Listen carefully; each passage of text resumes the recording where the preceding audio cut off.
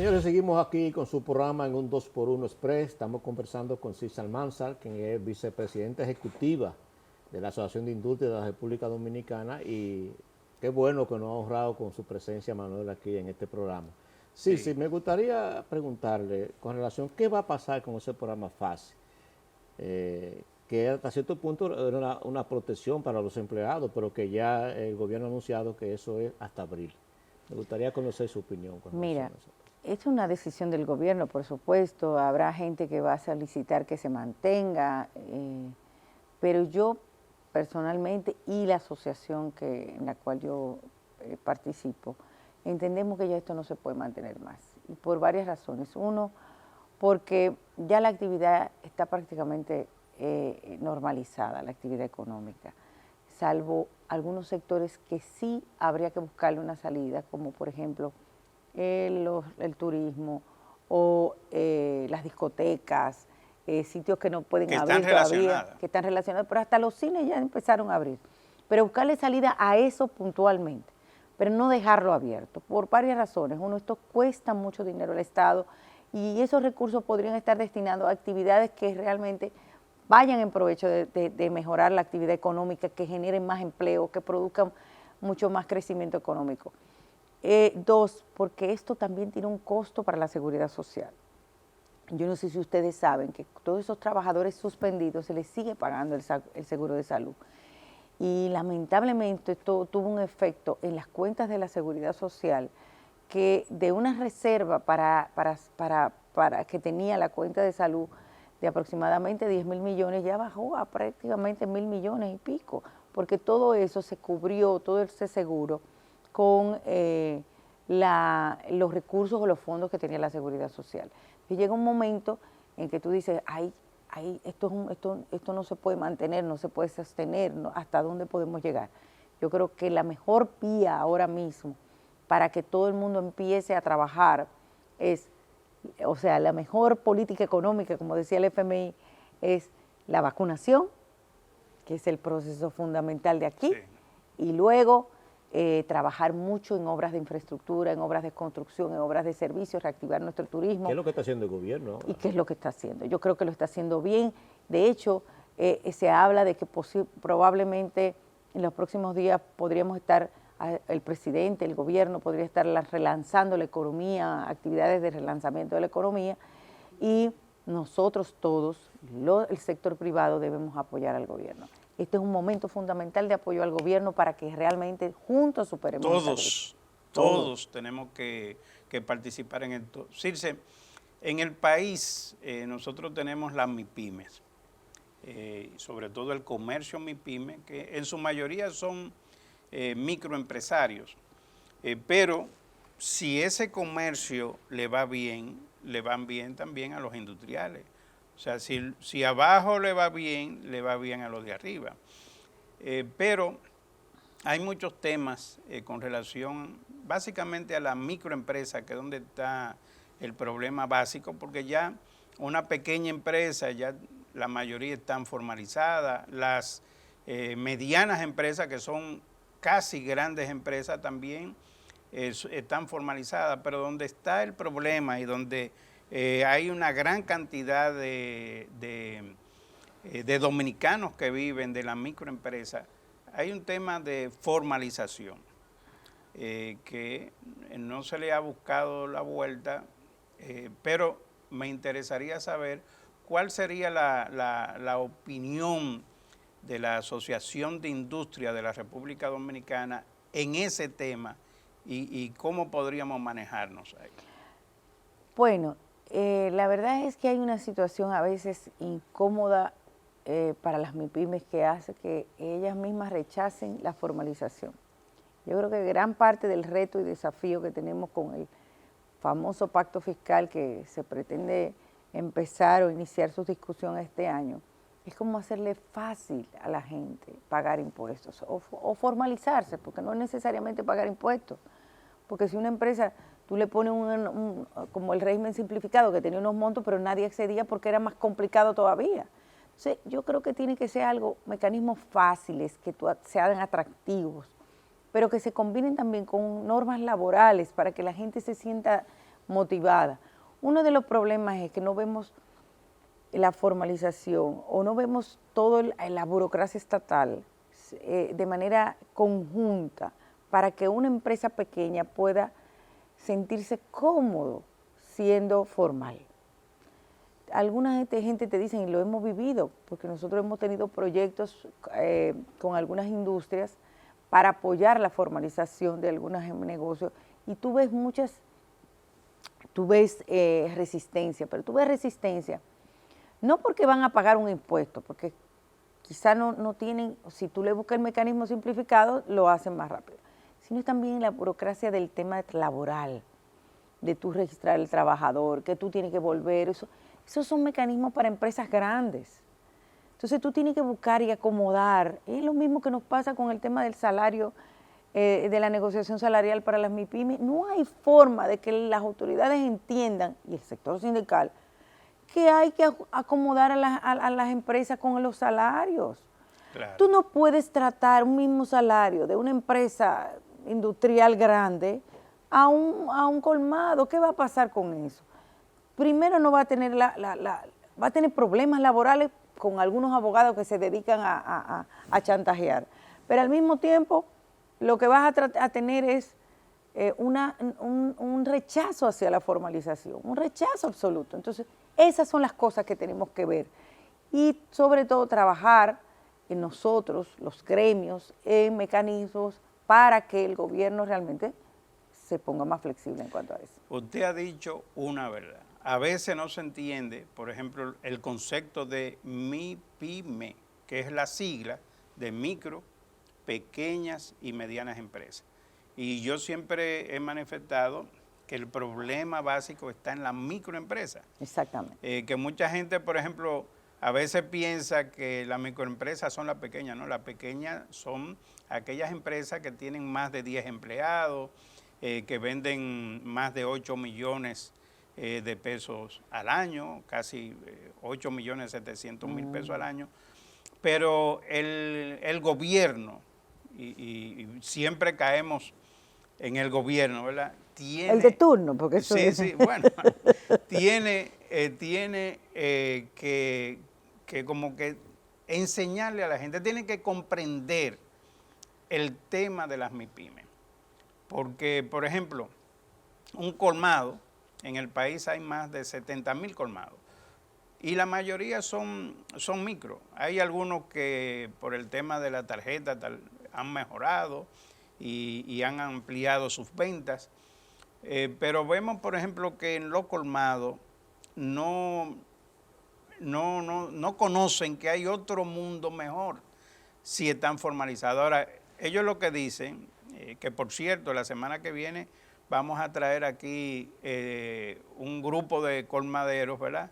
Y de detallistas, de comercio detallista, minorista, para que nos hablen de su problema, ¿verdad? Vamos a hacer un panel sobre eso, pero esa parte de la microempresa, a veces el mismo gobierno como que no está bien enterado de lo que está pasando.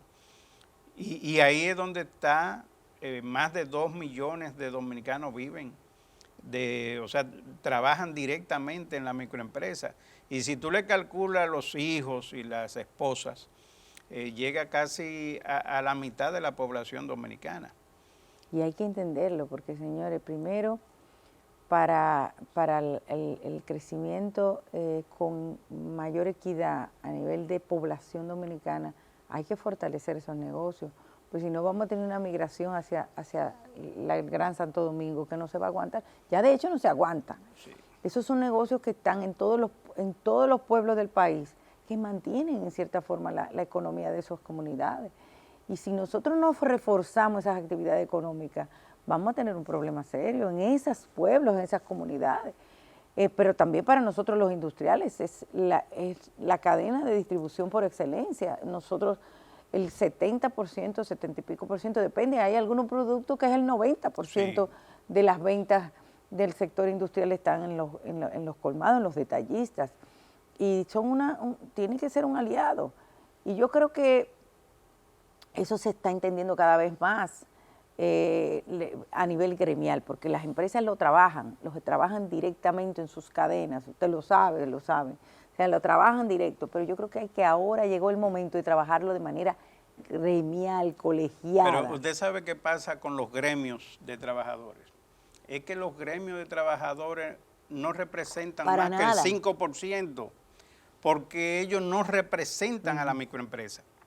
Y al no representar a la microempresa, que es la mayoría, o las MIPYMES en sentido general, que son la mayoría de los trabajadores, que componen el 98% del tejido empresarial de la República Dominicana, ellos no representan a esas MIPYMES. Entonces, por eso, a ellos no les importa.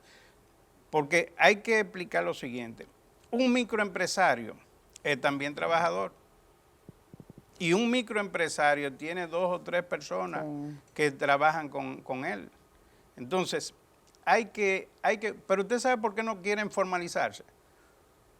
Por el tema de los impuestos. Porque aquí, por ejemplo, en el gobierno pasado, se hizo un sistema simplificado de tributación.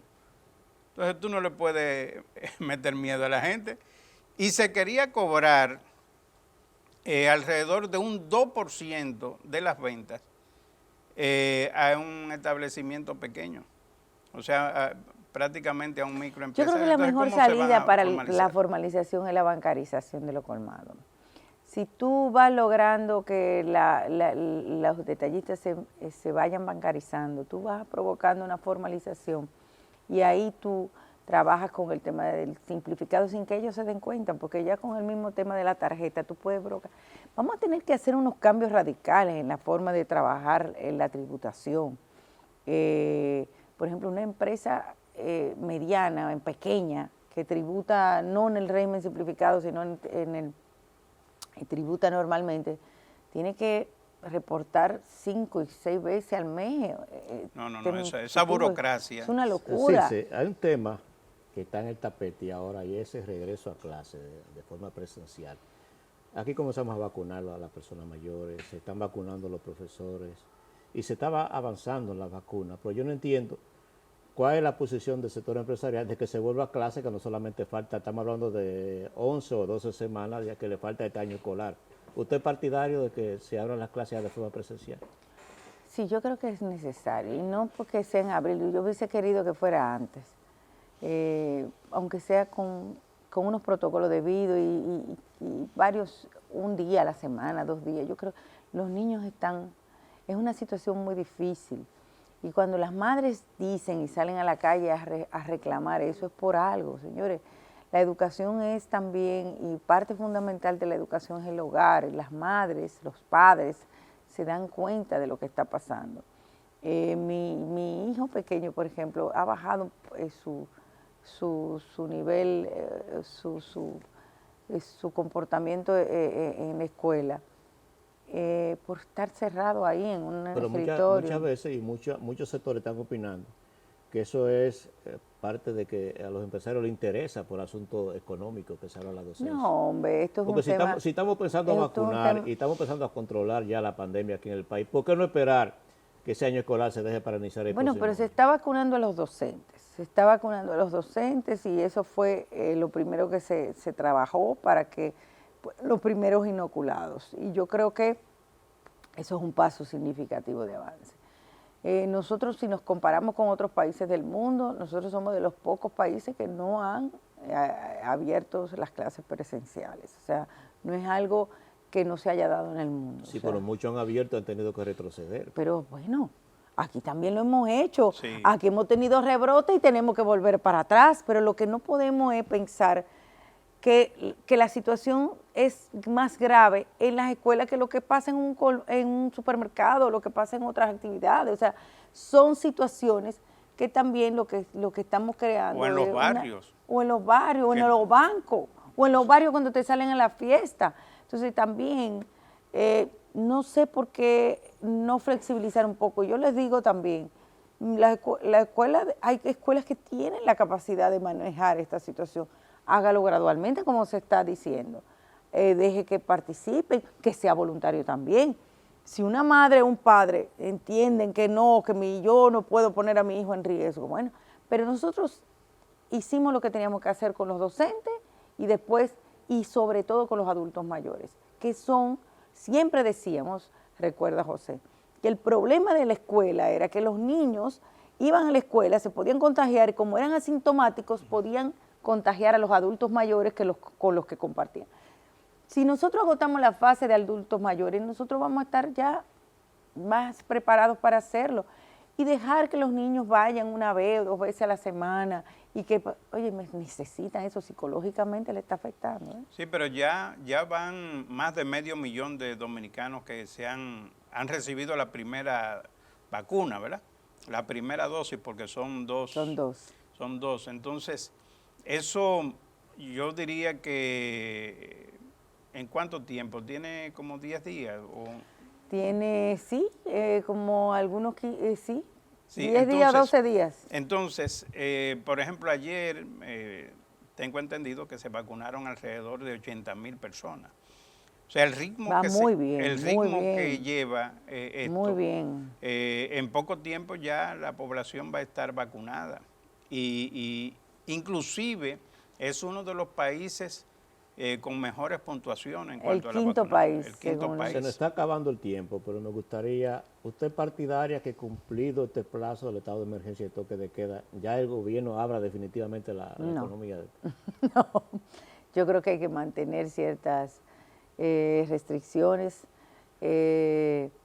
con protocolo, seguir el protocolo hasta que nosotros podamos tener ya por lo menos las fases, las 2 primeras fases agotadas. O sea, la primera fase, que era como advertido para la escuela y luego para actividades, ya la fase de vacunación de la segunda fase. Si nosotros dejamos que haya fiestas, que haya todo, podemos tener un rebrote fundamental. O sea, de hecho, ahora mismo tú viste cómo abrieron el horario de circulación y ya tú veías en las calles muchísima gente. La gente no, hay que seguirla monitoreando, así, mira, porque no todo el mundo tiene esa conciencia.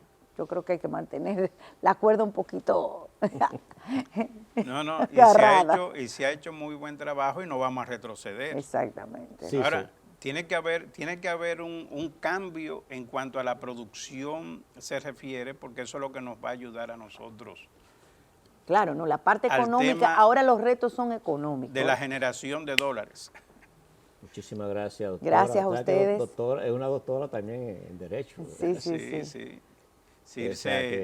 Circe sabe de todo un poco, como dije desde el principio. De economía, finanzas, comercio internacional, de todo. Y se habla que es una de las damas más influyentes de la República Dominicana. Ahora, rápidamente. Influyó mucho en mi casa. Una pregunta. ¿Usted tiene alguna aspiración política? No, de hecho, para mí, si le piden, la política es preciosa. Me encanta la política, pero nosotros ejercemos política. No partidaria, pero ejercemos política. La política es desde la misma casa. Claro. Usted es presidenciable. O sea, piensa en eso, piensa en eso. Y ahora los presidentes empiezan su carrera desde los 20 años. Yo creo que estoy un poco tarde. No. Muchísimas gracias, Circe. Ha sido un honor para nosotros que usted nos haya acompañado en este día. A ustedes, a nuestros amigos televidentes, nos despedimos. Hasta mañana.